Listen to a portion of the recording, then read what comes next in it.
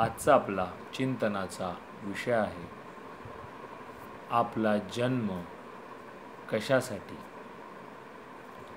Yes, कधी आपण हा विचार केला आहे का की आपण जो हा मनुष्याचा देह धारण केला आहे याच्या मागचं कारण काय आहे. हे कधी जाणून घेण्यासाठी आपण थोडा स्वतःला वेळ दिला आहे का. कारण का आपण हे आपल्या असं आयुष्यामध्ये नुसतं धावतोय पण थोडं थांबून आपण क्षणभर हा विचार केला आहे का की आपण नक्की काय करतो आहोत, आपण नक्की आपल्याला कुठे पोचायचं आहे, कुठे जायचं आहे, हा जन्म कशासाठी झाला आहे. जरा नक्की याच्यावर चिंतन करा.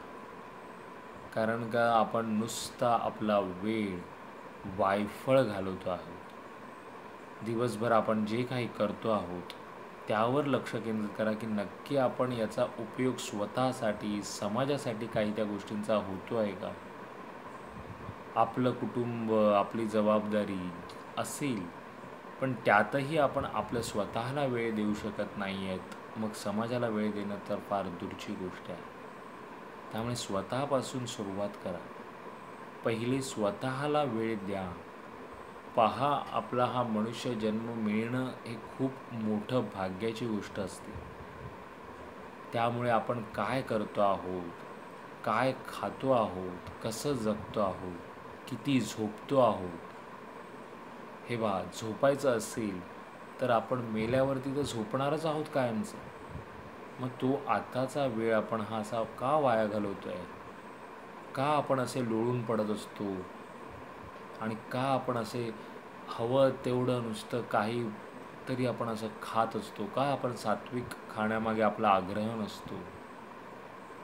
हे पहा, आणि आपण जे करतो तेच पाहून आपली पुढची पिढी करत असते. त्यामुळे आपण कसं राहतो त्यावर ह्या पुढच्या पिढीचं पूर्ण आयुष्य अवलंबून आहे. त्यामुळे जरा याच्यावर चिंतन करा. पहिले समजून घ्या, जाणून घ्या की आपला जन्म कशासाठी झाला आहे. हे जाणणं खूप महत्त्वाचं आहे. नुसतं म्हणणारे सोडा, हे काय करायचं आहे, हे जाणून काय करायचं आहे. मस्त आपला जन्म झाला आहे, जगायचं आहे, खायचं आहे, प्यायचं आहे, बस.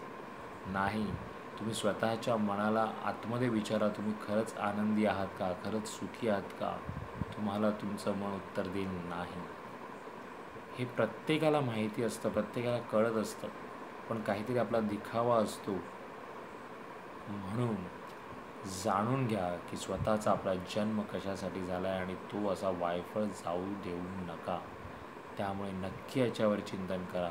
पुन्हा भेटू द्या एका नवीन विषयासोबत. तोपर्यंत नमस्कार.